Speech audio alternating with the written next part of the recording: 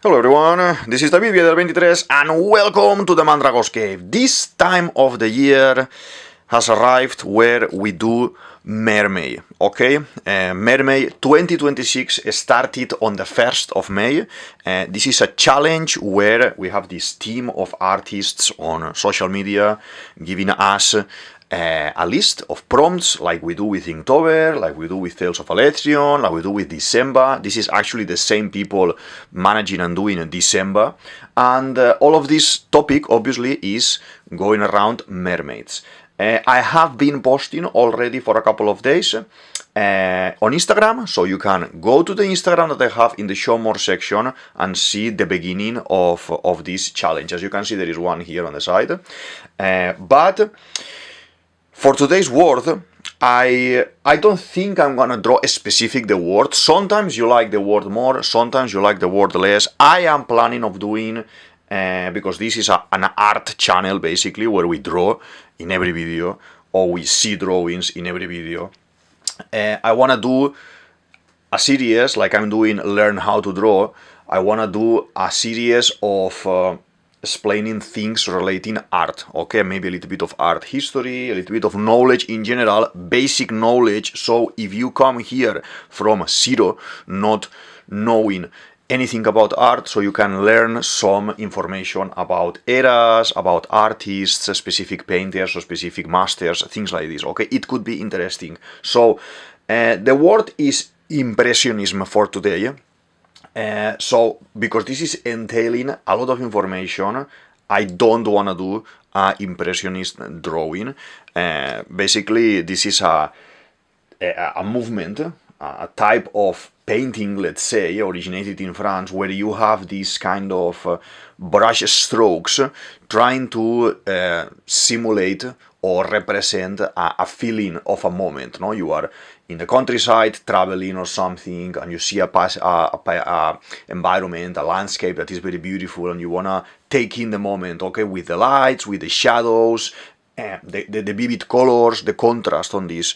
So, you know, you have characters like Monet, for example, or Pissarro, for example, or Degas, for example. There's artists that you can go to probably most of the museums, and you can see how they portray that era, because this is kind of basically a movement, an era in time where some artists, some groups of artists, like you have modernisms as well, they will paint in a specific way, okay? So they will be kind of taken in together in a group, let's say, okay? You could englobe them in a group. So this type of drawing, what happened, this type of painting, if I have to explain it precisely, it does that type of painting, if you are very, very, very close to the canvas in a museum, you will see all these lines like this, like brush strokes that makes no sense. You say, oh my god, I could have done this, I could have painted this, that's nothing. And because obviously it's just about colors without mixing the colors, it's just strokes without mixing the colors. So, but as you take distance from the drawing, from the painting, as you take distance from the painting, you can see how this composition starts to be alive. Even you are able to, obviously with a little bit of imagination, see how all these brush strokes are creating their own type of movement and everything, okay?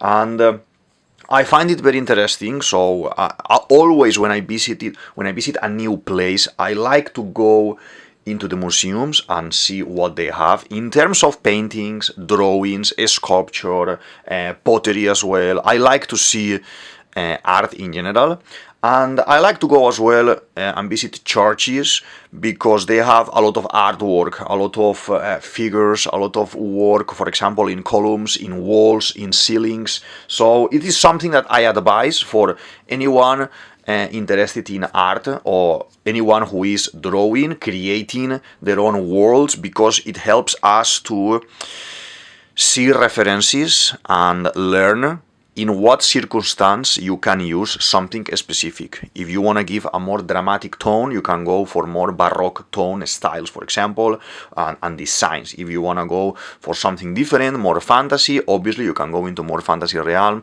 but you need to see in real life what is each one of these kind of eras, topics, techniques, ways of working, so later in your work here you are able to apply it. Obviously here we are drawing cartoon and not all the time we apply all these techniques, but it's good to know because in a specific moment in time you may need this, okay? So I think I'm gonna do, probably I can take some sort of let's say, I want to do a random mermaid, but because I just talked a little bit about Impressionism and everything, we can do the father of the movement basically was Monet, so we can try to do maybe a caricature of him, maybe. This is a French man that we're going to be drawing here with a very long beard, but I can try to caricaturize that in a way that it doesn't have to be him. If we take it out of context, it's gonna be just a mermaid looking with a very long beard. For the sake of, this tiny 5 minutes comment I've been doing about the topic, okay? I don't want to focus in the topic because I want to be explaining everything further, maybe organized by time, by eras, by movements, and all of it in a collection, okay? So I'm gonna put here the learn how to draw as well if you are here because you want to learn how to draw this type of characters. It can be interesting. Let's do like this, something like this, it can be good. Okay. You can even do like a tiny crown or something.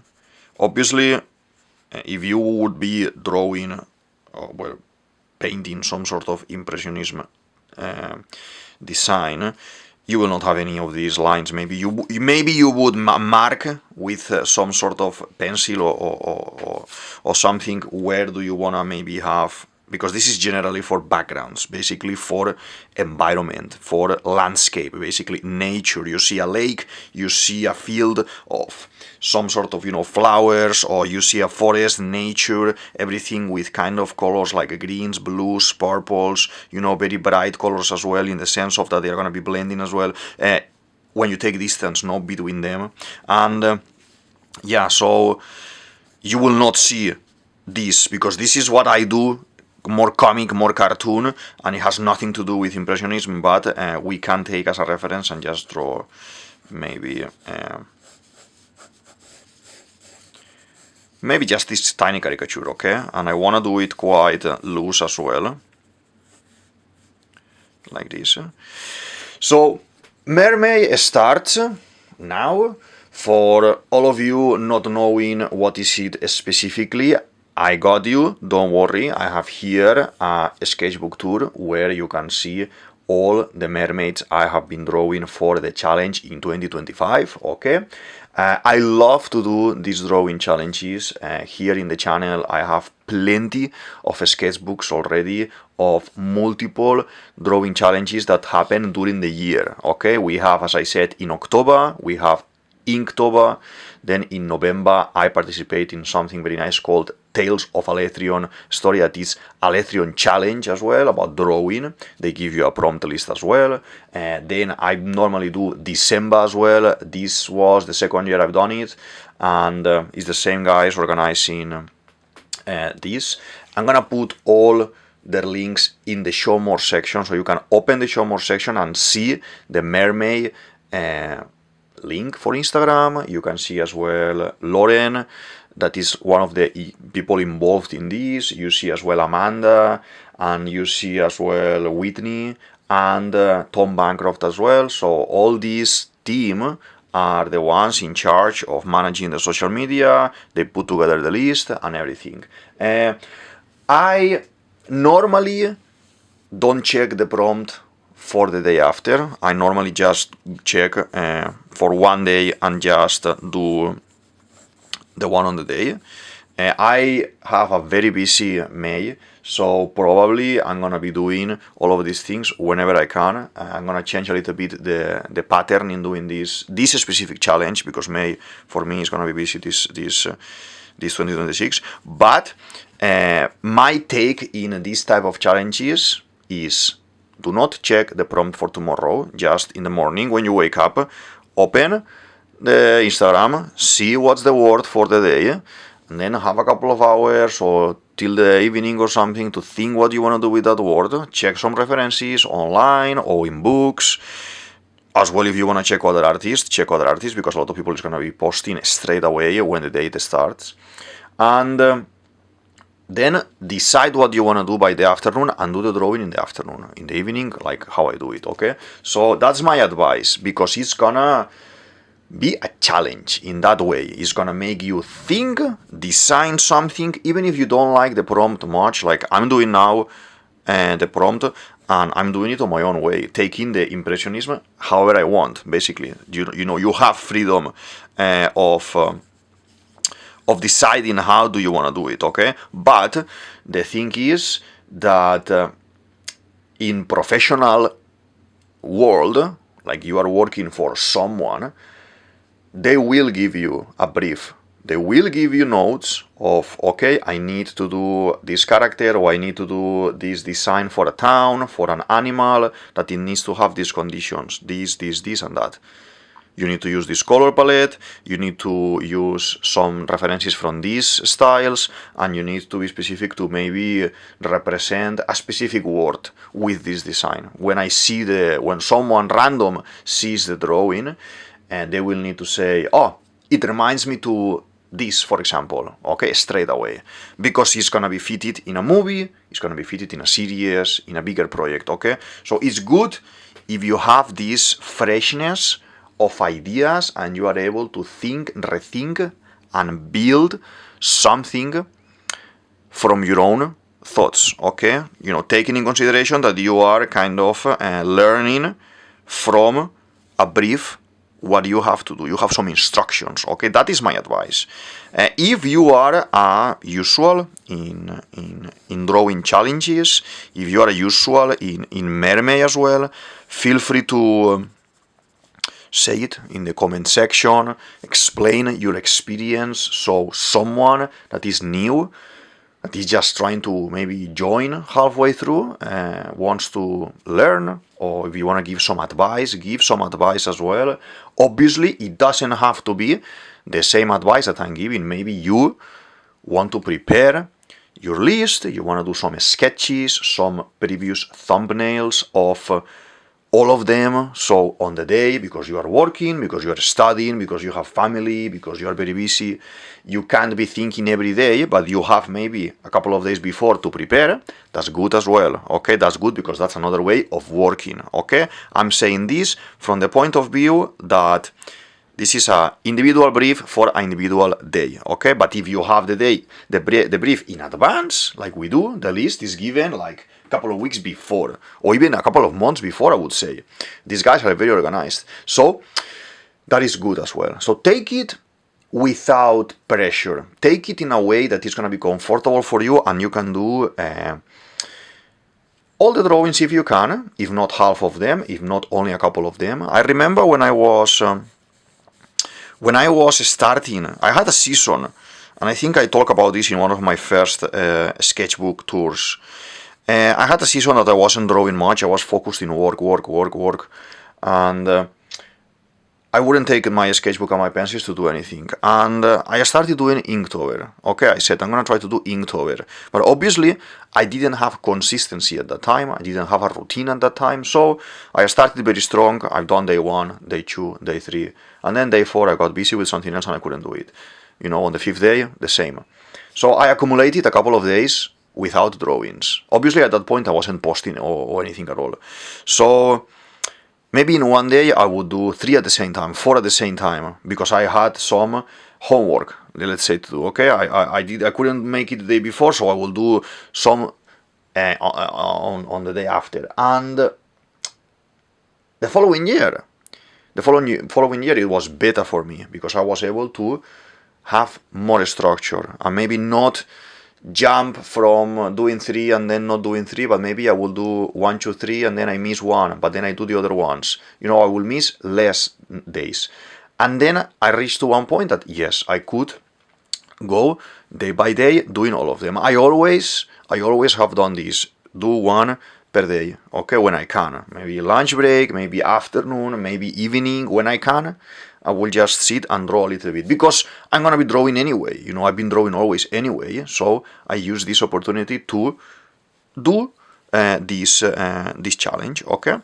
So I think I wanna let's give this artistic tone here, in the sense of our character Monet, mermaid, kind of a representation of Neptune as well, is gonna be holding a palette, maybe like a color palette, and he's having maybe here as well a brush as well. I've done something similar, I think, for last year for one of the characters. I don't remember exactly who did we draw here, but it was as well an artist, and I made him with a palette and everything, like painting. And yeah, I find it very interesting, very nice. So I love to do this kind of caricatures, or very simplistic caricatures as well, so we have these references. But something like this, it could work for me, okay? So I'm gonna jump into fine liner, something that you will not see in Impressionism, because they are not gonna define the lines, as I explained. This is gonna be brush strokes like this, okay, like pieces of color, actually thick as well, like they have their consistency. If you go and see, for example, a Monet and everything, you see, or a Renoir, you see the consistency that they have on the paper. Sometimes they water it a little bit, or they put some sort of product a little bit to have it more plain, more in contact with the paper, but you find both things here, okay? Let's do all the line work now. Like this. Maybe this one is too thin, 0.2. Maybe I want to go a little bit thicker and try to find, where is my 0.3 probably. That's gonna be much better. 0.5 could be one as well that we could do. I have here on my side a bunch of colors, a bunch of pencils, as well. When you are drawing, when you are creating something, make yourself like a corner where you can have plenty of things, so you can be drawing and trying different colors, different materials. For me, I love pencils and pens, but maybe you want to try as well gouache, you want to try some type of watercolor, you want to try brushes actually. Have like a nice corner where you can, and if you don't have a corner, just have something that you can put away and then put it and set up, you know, like I do every time. You can set up and that's it. I can't find that one now. This is another thing that happens. I can't find this one now. I was using it last night to do the previous drawing, that is this one, regarding Alice in Wonderland, and probably I put it somewhere else. This is something that happens all the time. When you are an artist, or you live with an artist, sometimes places become a little bit messy, full of materials, full of things to put in your to-do list, and I will do this later, and yeah, that's very funny. So I want to try to do different. I'm gonna do many lines for the ears, that we do these funny ears, for example, this Neptune Monet. Okay, like this. There is a character as well in One Piece called Monet, a very nice character, and she has the power of the snow, the fruit of being able to become snow, and we have her as an enemy at some point in the story. It's very interesting power. I believe Eiichiro Oda, the creator of One Piece, is taking as well references from this. You see in One Piece there's a lot of artistic references, specifically in the Dressrosa saga, with Yola, for example, and the paintings, for example, or Miss Golden Week as well with the colors. And I have a half of the channel talking about One Piece, so if you want to learn about One Piece, see some drawings, and go into the One Piece world, I'm gonna put here as well another sketchbook tour where you can find a lot of that information as well, and we can have a nice chat regarding that. And as well, feel free to ask any kind of question that you want, or if you are new into the world of manga, for example, as well, feel free to ask any kind of question, okay? So we do now here the arms. We can even make him like a texture that he's gonna have, for example. I wanna do the brush here. It's gonna be like this. Okay, and like this. Very nice so far, very nice. I love to do this type of bulky character. So there is a hole here in this palette, so he can hold it like this, and then we can add a couple of colors here when we actually paint the character. Okay, so he has one finger through the hole, and the other two are here grabbing, and the other one is underneath. We do less fingers for the mermaids, not like a human. Similar like a human, but not like a human specifically. Okay. Like this, and we can do some sort of line here. Like this. Okay. This is almost done, the line work.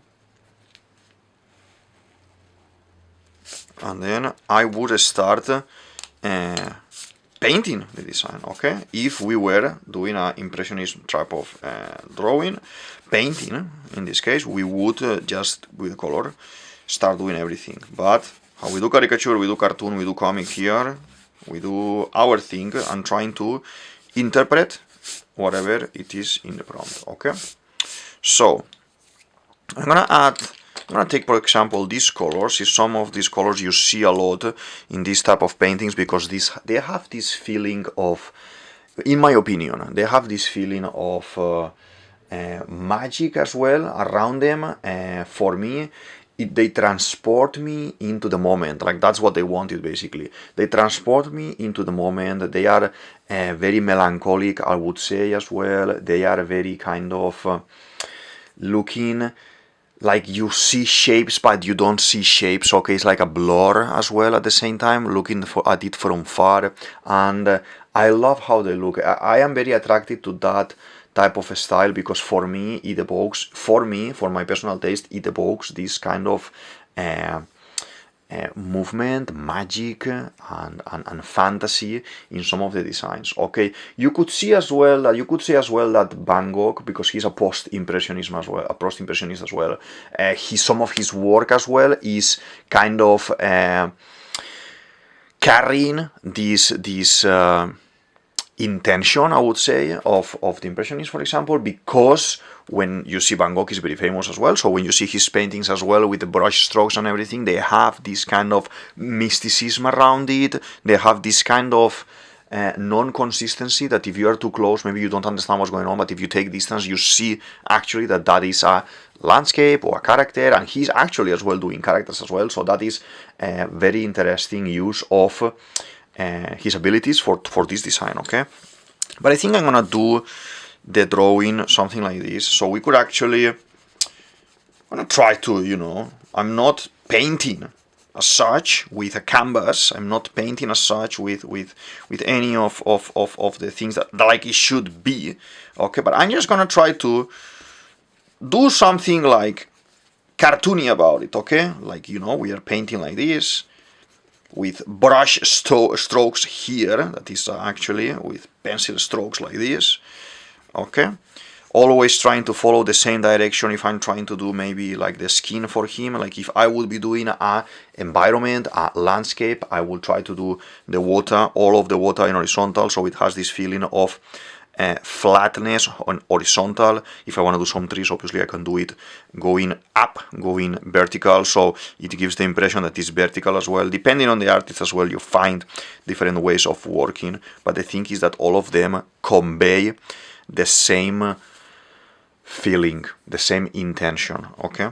So let's do like this a little bit. I prefer much more this type of artwork, I would say, in my opinion, than, for example, more hyper-realistic type of drawing, or French or Italian or Spanish type of drawings, where it is like a copy, like a photocopy of the person. I find that very high level skill, obviously, and I have friends that they like to draw like that, they paint like that, and they do that type of drawing, and I love it as well. But for me, at that time, maybe 17th century, 19th century, depending of what we are talking about and who we are talking about, it has reached this perfection of painting, like you see these lords, for example, or these ladies in a museum where, oh my god, they actually look that they are alive, that they are coming out of the painting.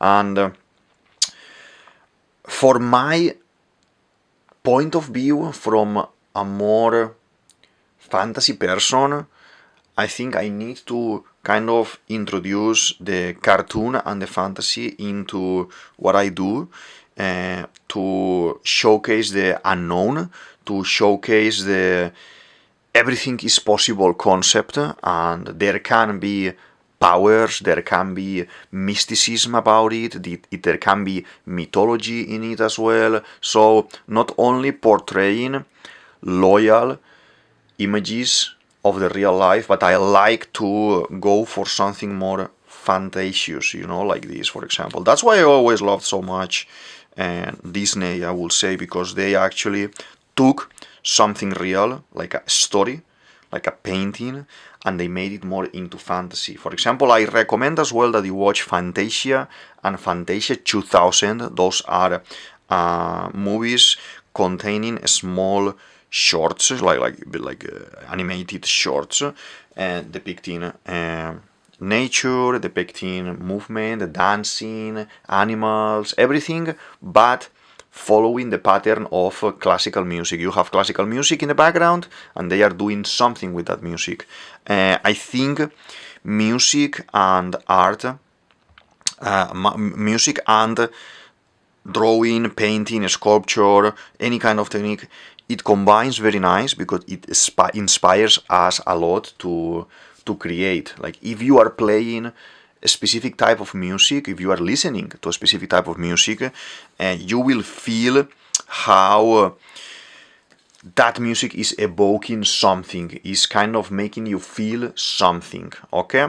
Maybe if you are more into music, you are able to see these references that we're talking about today more in music. For example, you can say, Impressionism painting is not telling me anything, but when I'm listening this type of music, it's making me think of shapes, colors, is making me, when I close my eyes, to think like all of this is fantasia or fantastic.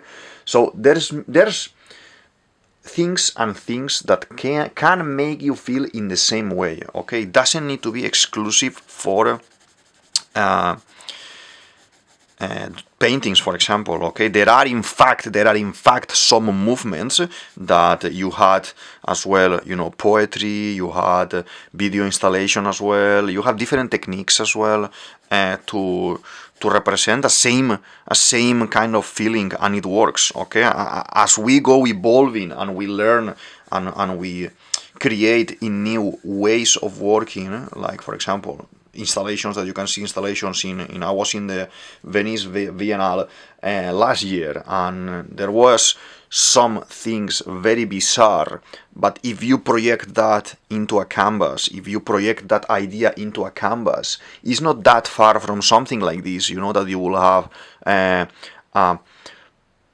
landscape that is painted with brush strokes, but when you look at it from far, it looks like it's moving and everything, okay? So always evoking you some sort of feeling, low melancholy feeling, for example, or is showing you the brightness of the colors, for example, or the light captured in the moment, for example. So I think in many movements, if we would have had them nowadays, probably the artist would have been able to showcase that energy in a different way as well, and that's very interesting as well. Obviously, again, going into the realm of science fiction, going to the realm of fantasy, if we were thinking about, let's say, time travel, and one of these artists are able to come here now to the present and see everything that has been done after them, all the techniques that we have, the cameras, the video cameras,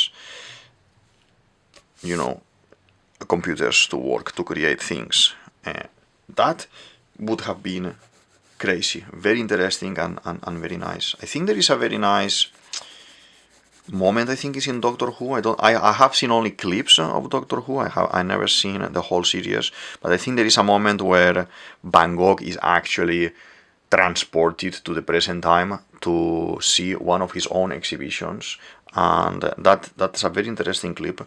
And I'm curious, I'm curious about something like that happening, because it will be very beautiful and surprising, and maybe they didn't want, because the artists, most of the artists, and you need to think about this from the outside, obviously, in a way that most of the artists became famous after death. They weren't actually the richest, or they didn't sell, or they didn't, there were few artists that they were actually doing this and living from this, or masters, for example, like Da Vinci was working, okay, and they will give him some kind of commissions to do paintings, this and that, to make weapons and things, but he wasn't closed. I'm putting him as an example because I think he is a very nice example of what could have been nowadays. Someone with this ability to create, having resources to create, like Da Vinci had in some moments of his life. He was doing everything. He was creating blueprints for this, for that. He was making weapons as well, designs for weapons, designs for vehicles, designs for things that could move items, large items. He was making, paintings, drawings, sketching, like 1,000 things at the same time. Like that's a master, artist master and everything. And I kind of wish that would be real, in the sense of nowadays, having someone like that is able to create. There are artists, famous artists nowadays as well, that they have like a Patreon, like a backup person that is, investing some money so they can create, for example, and these people then can go into museums, into large exhibitions, and bring a lot of visitors and bring money as well. But in my opinion, thinking as someone from the time that most probably didn't live from the painting, he was just painting in his free time, for example, like many artists. Imagine that how interesting and how attractive would have been to have all the tools that we have nowadays. So I'm gonna do this like that, okay, and obviously, like he's painted, I'm gonna do like couple of colors here, like this, a little bit of this, a little bit of blue as well. We don't have much contrasts with things like this, but it's nice to have maybe a little bit of orange or a little bit of red as well, like to have a little bit of tone that pops, makes it pop somehow, okay. And we could even do this crown that I've drawn, this mini crown that I've drawn here, okay. So this is just basically something easy, something caricaturesque about Monet here, for example, talking a little bit about art today, talking a little bit about in general, but my intention is to deep into all these concepts and talk about modernism and talk about, Baroque, or talk about any kind of era and any kind of technique, drawing, painting, sculpture in time, okay? And slowly we can create this playlist where if you want to learn something about Impressionism, you can go to the Impressionism video and learn the basic things or the basic topics involving this, okay? So, to be kind of loyal to this, I shouldn't do shadows around, but I shouldn't blend the shadows like I normally do, that I normally kind of try to work on top of the color and do a shadow, like a shade into the character. I shouldn't do, but I am allowed to do another tone like this, brushes, and do like a texture on top of him. Like he has like another texture here, okay? Like let's say I like to do these patterns in the mermaids when we are drawing, having these nice patterns, so it could be some sort of darker pattern for him. Okay, maybe just here where the greens have been used, for example. Okay, this can be interesting. And I should paint, I want to keep this white because it's nice, the contrast. If I paint it now in brown, we may lose a little bit that part in the middle. So let's do all the beard like this.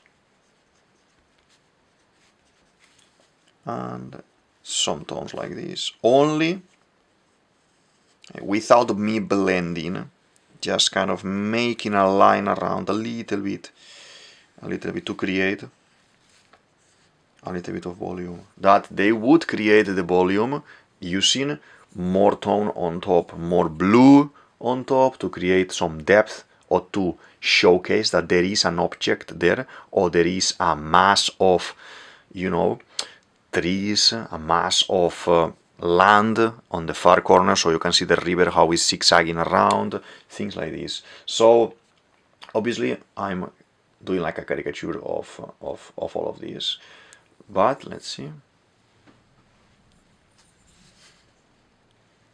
The concept basically is like with this they should be able to showcase like the base impression of form basically.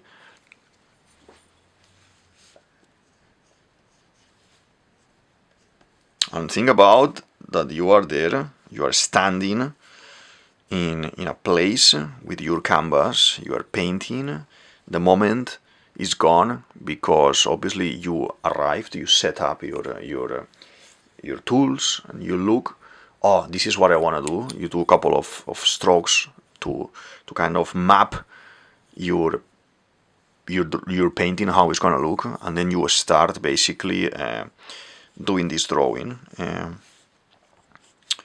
But the moment is gone, you know, the moment can stay there for if you are waiting for the sun to come down or the sun is going up, for example, the day is going to change. You don't paint something like a canvas in half an hour, okay? And most of these canvases are not small, like this paper is A3 paper, but they used to work in big canvas, and at the same time most of these paintings as well, they end up maybe starting in one place and then they continue in the studio because they have the movement, the moment in their minds, and they are trying to recreate that moment as well. So depending on the artist, you would have had one way of working or another, okay? But like this. Yes, I think I'm gonna add a little bit of extra line for my consistency, so this one is not gonna pop out from the rest, so we are gonna have some sort of coherent and consistency amongst all of the mermaids that we have at the end of the day, you know, when we finish the challenge, and we don't have this one just without a reline work on top, okay? As I said at the beginning of the video as well, here we talk a lot about art, we talk a lot about books, we talk a lot about movies, we talk a lot about series, so feel free to sail around the channel, find something that you like, comment, open conversation. I'm always happy to chat about any topic that we are discussing here, or as well to open conversation and have a nice chat, even if we don't have the same opinion, or even if we, you know, disagree in something. Always polite, and we can talk here about everything and have a nice discussion. Let's do the mustache here. Okay, our Monet, Neptune.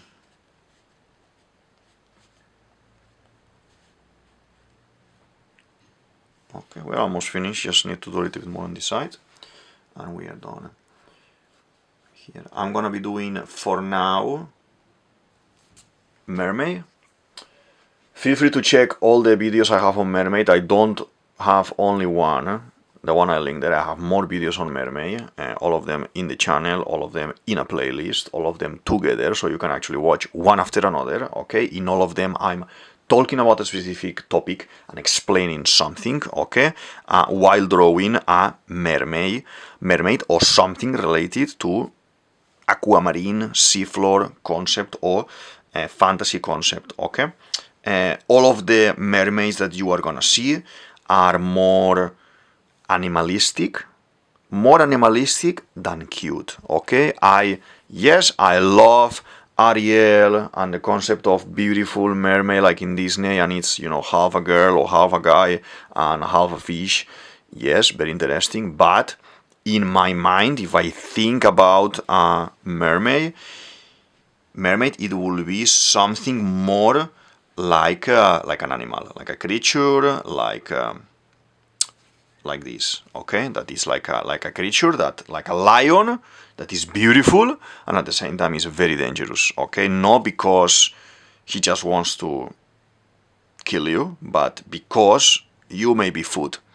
You may be swimming, you know, diving, scuba diving somewhere, checking out the fish and everything in a coral reef, for example, taking pictures with your underwater camera and everything, and then there is a mermaid around. And she just wants to play like a dolphin. It's just playing around you. It looks very animalistic, very camouflaged, because in theory with this whole mysticism of mermaids, we haven't seen them, you know, so it's the mythology about them. So, oh no, it's never been seen. So they need to have some sort of camouflage. The colors, they need to camouflage with the waters, like blues, greens, browns. They camouflage with the ground floor, you know, with the sea floor. They camouflage with the coral. If this mermaid is gonna be in close range to living quarters like in a coral reef, so maybe browns, pinks, you know, so they can camouflage. When they move around, they camouflage, like the fish, basically. If you check different types of fishes, where they live or what they eat, you will see how many patterns and colors they have. So if we have mermaids, they should be looking like this. I love the concept of the beautiful mermaid, but in my stories, you may see a couple, like a cute mermaid, like I have one here in blue from the second day that is from behind, that, yeah, is a cute mermaid, but no for my interest, like what I would like to see, what I would like to find, if we are talking about that, is not in that line, okay? I appreciate, and I love to see people drawing mermaids like very cute and very nice and everything, but I try to imagine myself in the water and seeing one, how it may look, okay? And it is very interesting. I invite you to do this exercise. Just maybe close your eyes and try to picture that you're underwater and you see a mermaid, but the mermaid is actually half camouflaged. She's not looking like a girl, it's looking like a creature, okay? How would it look? Maybe you are taking references from Harry Potter, because there's some there. You are taking references from other stories, for example, but try to picture it in an animalistic way to see how it will look, and try to draw it if you want. Try to draw it, try to put it in the comment section as well to see what's your experience. We can even try to do this exercise here as well at some point in one drawing activity. Easy, obviously, always easy, so we can have something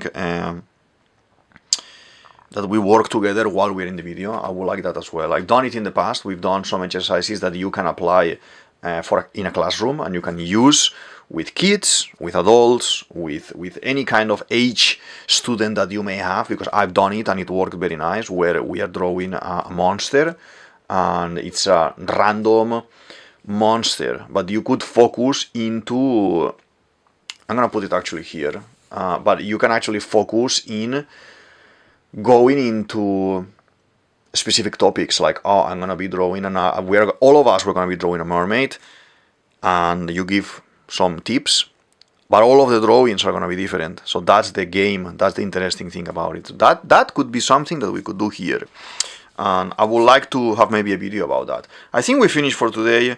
I introduced MerMay 2026 to the channel, and we're gonna be doing for this month these videos for Wednesdays.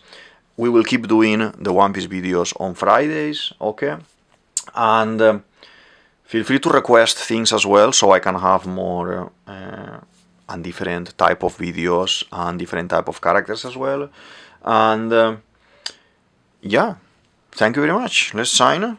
This is DavidViadel23, DavidViadel23. You can say it as you want, and this is the Mandragon's Cave. I hope you enjoyed the video, this small chat, and I'll see you in the next one. Thank you very much. Bye.